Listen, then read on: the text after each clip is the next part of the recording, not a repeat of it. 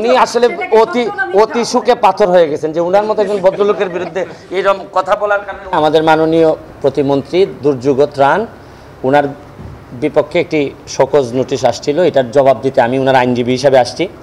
তো দেখা যাচ্ছে যে একটা ভিডিও এখানে দেখানো হয়েছে, যে ভিডিওটার মধ্যে বলা হয়েছে যে তিনজনের জন্য ভোট চাওয়ার কথা বলা হয়েছে, এখানে কোনো নাম নাই, কারোর জন্য কোনো কি নাই। ভিডিওটাতে দেখা যাচ্ছে যে জায়গায় ভোট চাওয়ার বিষয়টা এটা দুইবার বলা হয়েছে, এর মানে এডিট করা, সুপার এডিট করার একটা যথেষ্ট পরিমাণ দেখা যাচ্ছে এখানে পাওয়া যাচ্ছে। এখন তো দেখা যাচ্ছে যে এইগুলা চ্যালেঞ্জ করলে সময় আছে মাত্র 2-3 দিন, এটা পাঠাইতে হবে ফরেন্সিকে।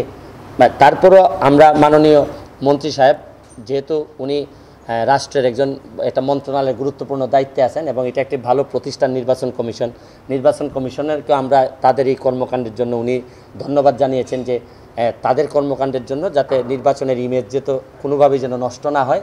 এই জন্য উনি এটাও বলছেন যে কোনো কারণে মানে আমার জানার বাইরে এরকম কোনো কারণেও যদি কোনো আইন আপনাদের ভঙ্গ হয়ে থাকে তো এইটার জন্য আমি দুঃখ প্রকাশ করতেছি এবং ভবিষ্যতে আমরা আরও সতর্ক থাকব যাতে কোনোভাবেই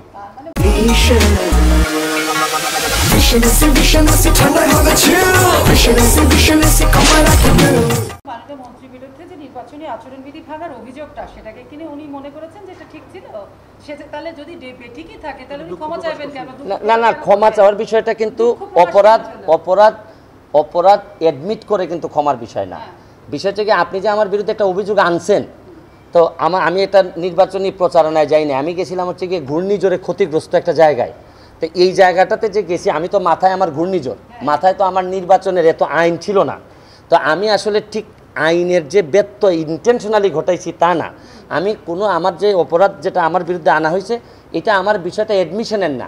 তারপরে এতটুকু জায়গা পর্যন্ত আসছি, আমাকে আরও একটু সতর্ক হওয়া দরকার ছিল যে কোনোভাবেই যেন এরকম একটা বড় সমাগম যখন হয় বা সমাবেশ হয় তখন যেন কোনোভাবেই কোনো জিনিসের প্রতি সিগন্যাল না থাকে।